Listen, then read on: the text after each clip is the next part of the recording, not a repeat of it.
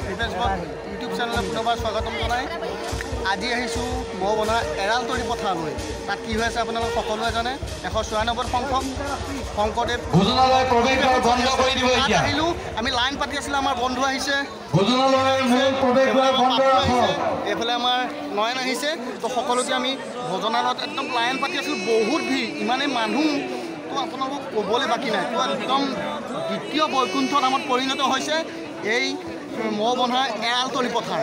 তো আপোনালোকক দেখাম, সম্পূৰ্ণকৈ ভিডিঅ'টো চাই থাকক, স্কিপ নকৰিব। তো সকলোবোৰ দেখাই থৈ এয়া ভোজনালয়ত আমি উপস্থিত আছোঁ, চাই লওক। সম্পূৰ্ণ আপোনাৰ কেম্পাছটো দেখাই আছোঁ, আপোনাৰ চৌহদটো দেখাই আছোঁ, চাই লওক। ইমান মানুহ আমাৰ বাপ সমস্ত বহি আছে, চাই লওক। সমস্ত কিমান লোকেৰান্য হৈ আছে সমস্ত এই মহ বন্ধাৰ এৰালতলি পথাৰ। চাই লওক। তো ভিডিঅ'টো স্কিপ নকৰিব, সম্পূৰ্ণকৈ চাব। দ্বিতীয় বৈকুণ্ঠ ধামত পৰিণত হোৱা যোৰহাটৰ মহ বন্ধাৰ এৰালতলি পথাৰ মানে 194 সংখ্যক শংকৰদেৱ সংঘৰ অধিৱেশনত যেতিয়া আমি সমস্ত কেম্পাছ ঘূৰিলোঁ, তাৰপিছত দেখিলোঁ খুমটাই সমষ্টিৰ বিধায়ক মৃণাল শইকীয়াদেৱৰ বিনামূলীয়া খিচিৰি আহাৰ। তো তাত আমি 4জন বন্ধুৱে দুবাটি খাই ল'লোঁ আৰু তাৰ পৰা গ'লোঁ ভোজনালয়লৈ গৈ দেখিলোঁ যে বহুত লাইন পাতি আছে ভোজনালয়ৰ সন্মুখত। তো গেটখন পেলাই থৈ দিছে। তো সমস্ত মানুহ ৰৈ আছে এসাঁজ আহাৰৰ কাৰণে, মানে নিৰামিষ আহাৰৰ কাৰণে লাইন পাতিছে। তো আমি লাইনৰ প্ৰথম স্থানত ভৰ্তি হৈ গ'লোঁ। ভৰ্তি হৈ আমাৰ যেতিয়া গেটখন খুলি দিলে, তাৰপিছত আমি 4জন বন্ধু সোমাই আহিলোঁ আৰু মই মোবাইলটো ভিডিঅ' অন কৰিলোঁ। তো মোবাইলটোকে লৈ পেলাই সমস্ত ৰাইজক দেখালোঁ আৰু মোৰ বন্ধুৱে কিমান সুন্দৰকৈ হাঁহি মাৰি সোমাই আহিছে চাওকচোন। এয়া আনন্দ, এয়াই উপভোগ। আৰু তাৰপিছত সোমাই আহিলোঁ আমাৰ ভোজনালয়ৰ মাজত আহি দেখিলোঁ ইমান সুন্দৰ পৰিৱেশ যে এই আহাৰ গ্ৰহণ কৰিব পাৰিব প্ৰায় হাজাৰ মানুহ। তাৰমানে এই আহাৰ গ্ৰহণ কৰিব পৰা চিট কেপাচিটি আছে বহুত, প্ৰায় 10,000 মানুহ ইয়াত বহি নিৰামিষ আহাৰ গ্ৰহণ কৰিব পাৰিব। তো ময়ো কেমেৰাটো আগবঢ়াই সমূহ ৰাইজক দেখালোঁ আৰু নিজৰ মনতো বান্ধি পেলাই ইমান আনন্দ লভিছোঁ যে এনেকুৱা এখন সমাজত আহি এনেকৈ নিৰামিষ আহাৰ গ্ৰহণ কৰিবৰ বাবে হাজাৰ ভক্তপ্ৰাণ বৈষ্ণৱৰ লানি নিচিগা অনন্ত লানি। তো আহি বহিলোঁ, বহি পেলাই দেখিলোঁ ভাত আনিছে কিহত চাওকচোন, ঠেলাত আনিছে। তো এখন ঠেলা নহয়, তেনেকৈ মই কেইবাখনো ঠেলা দেখিলোঁ, মানে শ ঠেলা দেখিলোঁ যে ঠেলাৰে ভাত আনিছে। তো ভাত দিছে আৰু নিৰামিষ আহাৰ সাজ ইমান ধুনীয়াকৈ দিছে, দালিকণ দেখিয়ে জিভাৰ পানী পৰি গৈছে।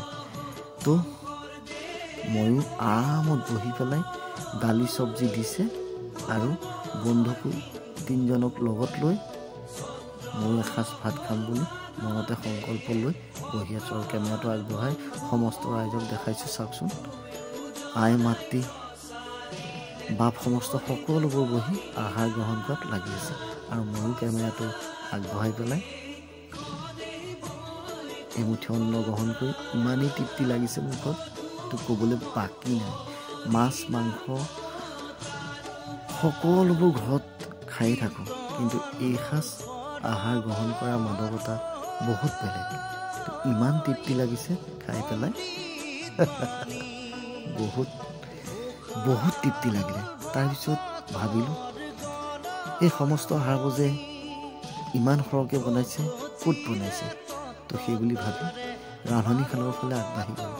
তো চাওকচোন আপোনালোকে ইমান ডাঙৰ কেৰাহী, তো এখন দুখন নহয়, শ কেৰাহীত বনাই আছে, কাঢ়ি আছে। তো যিসকলে যে বনাইছে সেইসকলৰ অলপ কষ্ট হৈছেনে বাৰু? তাৰপিছত আগবাঢ়ি গ'লোঁ শিবিৰৰ ফালে, মানে অসমৰ প্ৰান্তে অহা সমূহ জিলাৰ পৰা অহা প্ৰত্যেকৰে এটা শিবিৰ আছে। শিবিৰৰ পৰা এপাক মাৰি পেলাই আহিলোঁ সেৱা বাহিনী ফালে। তো এই সেৱা বাহিনী মানে বুজি পাইছেনে?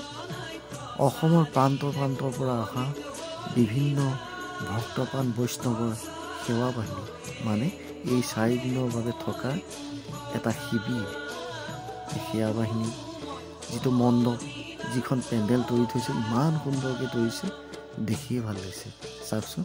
তাৰপিছত আহি গ'লোঁ আমি গ্ৰন্থমেলালৈ। তো মনতে নিজকে বহুত ভাল লাগিল, কাৰণ মোৰ ঘৰ সৈয়দ আব্দুল মালিক ছাৰৰ ঘৰৰ কাষতে। তো সৈয়দ আব্দুল মালিক ছাৰৰ গ্ৰন্থমেলা বুলি দেখি বহুত ভাল লাগিলে। তো গ্ৰন্থমেলাৰ ফালে সোমাই গ'লোঁ। চাওকচোন প্ৰত্যেক জেগাত প্ৰত্যেকটো পৰিৱেশত ইমানেই মানুহ, প্ৰত্যেকটো সময়ত ইমান মানুহ আহি আছে, প্ৰত্যেকটো পৰিৱেশত ইমান মানুহ, তো দেখি ভাল লাগিছে। তো এইখন এখন চাওকচোন বহুত দূৰৰ পৰা আহিছে, গুৱাহাটীৰ পৰা আহি ইয়াত গ্ৰন্থমেলাত অংশগ্ৰহণ কৰিছে। মানে প্ৰত্যেকৰে বেলেগ বেলেগ পেচা আছে, তো সেইকাৰণে আহিছে 2 টকা পইচা ইনকামৰ বাবে, তো গ্ৰন্থমেলাত অংশগ্ৰহণ কৰিছে। আমিও গ্ৰন্থমেলাৰ ভিতৰেদি 4জন বন্ধু আগবাঢ়ি গ'লোঁ। দেখিলোঁ বাণিজ্যিক মেলাও আছে, তাত খোৱাৰ ব্যৱস্থাও আছে, ডাঙৰ হোটেল তৈয়াৰ কৰি থৈছে। এইবোৰ দেখিছেনে?